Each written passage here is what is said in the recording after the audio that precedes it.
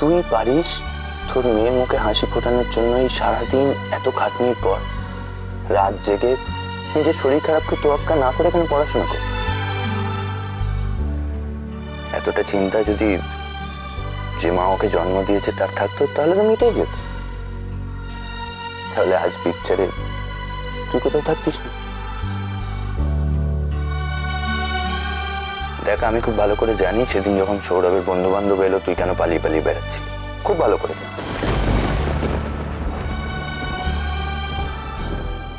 দেখ, আমি খুব ভালো করে জানি সেদিন যখন সৌরভের বন্ধু বান্ধব এলো তুই কেন পালিয়ে পালিয়ে বেড়াচ্ছিলি, খুব ভালো করে জানি।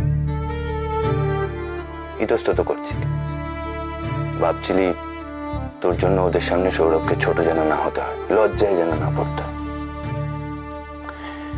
তুই নিজেকে এত ছোট ভাবিস না। আলো,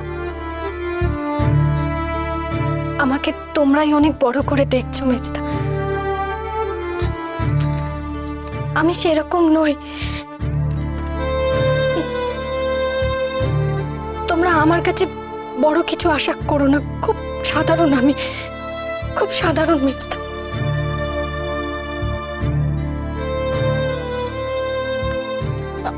আমি সাধারণ মা হতে চেয়েছি, সাধারণ বউ, সাধারণ স্ত্রী হতে চেয়েছি।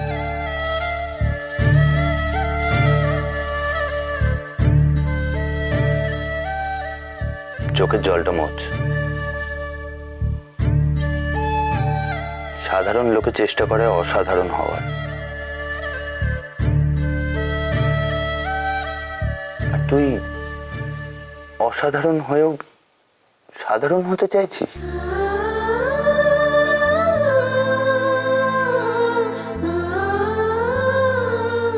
দেখ, সৌরভ কিন্তু খুব সেন্সিটিভ ছেলে।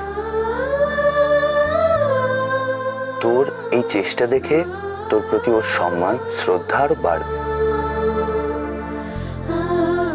হ্যাঁ, ও নিজে অনেক পড়াশোনা করেছে, এটা ঠিক, কিন্তু ও মানুষকে কখনো তার ডিগ্রি দিয়ে জাজ করে না, বিশ্বাস কর। আর ইচ্ছে তো ওরই রক্ত। ইচ্ছের কাছে তুই ওর মা, ওর কাছে তুই ওর লজ্জার কারণ কখনোই হবি না, হতে পারিস না।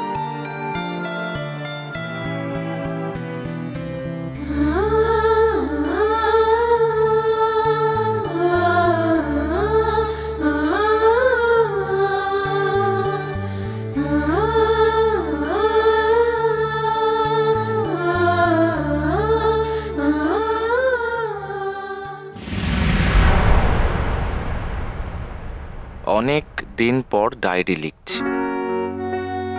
সুহানি থাকতে মাঝে মধ্যে লিখতাম, যখন নিজের সাথে কথা বলার খুব দরকার হতো। আজ আবার সেই সৌরভকেই খুঁজছি। নিজের সাথে কথা বলাটা আবার খুব জরুরি। আজ ভিতর থেকে খুব অস্থির লাগছে।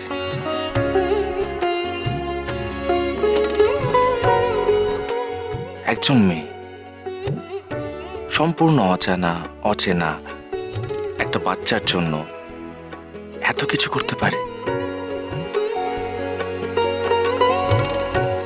একটা পরিবারকে এত আপন করে নিতে পারে।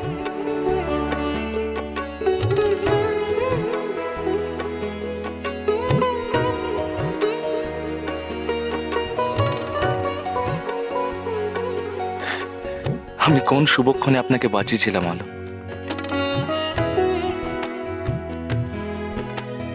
আমার মেয়েটার কপালে মায়ের স্নেহ লেখা ছিল নিশ্চয়।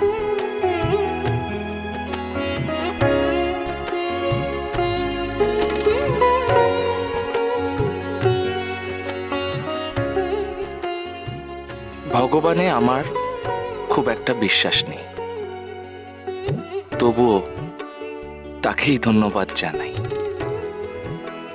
ইচ্ছের জীবনে আপনাকে এনে দিতে পেরেছি আমি।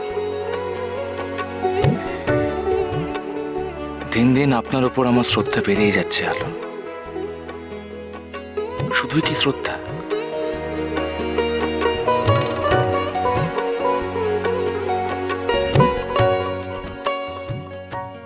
জানি না।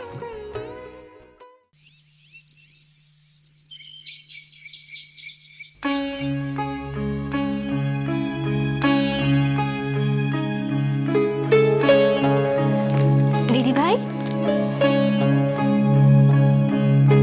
তোমরা যাচ্ছ? সাবধানে যেও। তুমিও সাবধানে থেকো মা। বড় বৌমা, তুমি ছোট বৌমাকে বলেছো যে আমাদের ফিরতে দেরি হবে? ও না, আমাদের ফিরতে একটু বেলা হবে। তুমি সবাইকে খেতে দিয়ে দিও আর অপেক্ষা করো না, খেয়ে নিও কেমন? বড় বৌমা তাড়াতাড়ি চলো। যজ্ঞের থালাটা? ও আমি তো ভুলেই গেছি, আপনি এগোন, আমি এক্ষুনি আসছি। তাড়াতাড়ি এসো।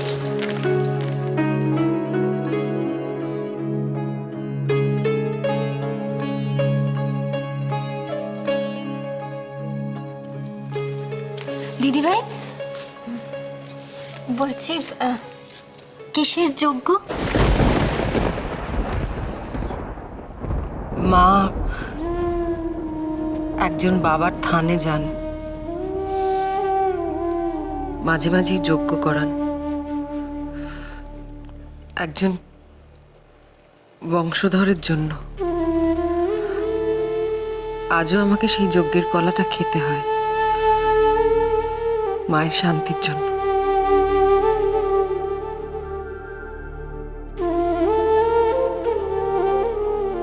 ঠাকুর যেন তোমাকে দিয়ে মায়ের এই আশাটা পূর্ণ করান।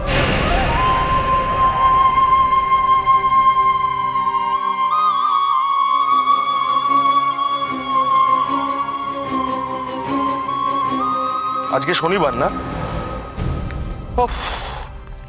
এই জন্যে মা আর বড় বৌদি আবার সেই যজ্ঞে গেল, আর পারা যায় না।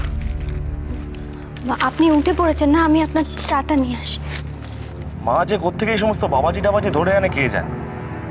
কি দরকার আছে এই সমস্ত কুসংস্কারে বিশ্বাস করা? যত ঝামেলা পোহাতে হয় বড় বৌদি। আপনি তো সেটা মাকে বোঝাতে পারেন, উনি আপনার কথা শোনেন। বাড়িতে ইচ্ছে আছে, অর্ক আছে, তারপর কেন? কেন আপনি জানেন না? মা এই সমস্ত ব্যাপারে কোনো লজিকই মানে না। তবে আপনি যখন বললেন তখন একবার মাকে বুঝিয়ে বলতে পারি, তবে এখন তো সেটা সম্ভব না। ও হ্যাঁ, আমি তো ভুলেই গেছিলাম, আমি ইচ্ছেকে আজকে স্কুলে নিয়ে যাব। আপনি যদি ওর টিফিনটা তৈরি করে দেন, মানে তাড়াতাড়ি, খুব ভালো হয়। ভাবছি আজকে ইচ্ছে স্কুলে গিয়ে ওর ম্যাডামের সঙ্গে দেখা করব। ও তো অনেকদিন পর রেগুলার বইতে স্কুলে যাচ্ছে, জানি না ঠিকঠাক পড়াশোনা করছে কিনা। ওকে তো চোখে চোখে রাখতে হবে, তাই না? যা দুষ্ট হয়েছে ও, আমি না 100% শিওর যে স্কুলে গিয়ে ওর নামে 2-1টা কমপ্লেন আমি পাবই।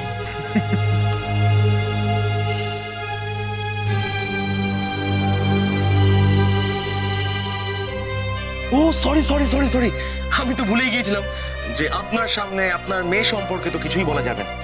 ভুল হয়ে গেছে আমার। মা তো হেলদি সেন্টেন্স বানাতে পারে না, তাহলে কি মা পেরেন্টসদের টেস্টের সময় ম্যামদের সাথে ইংলিশে কথা বলতে পারবে?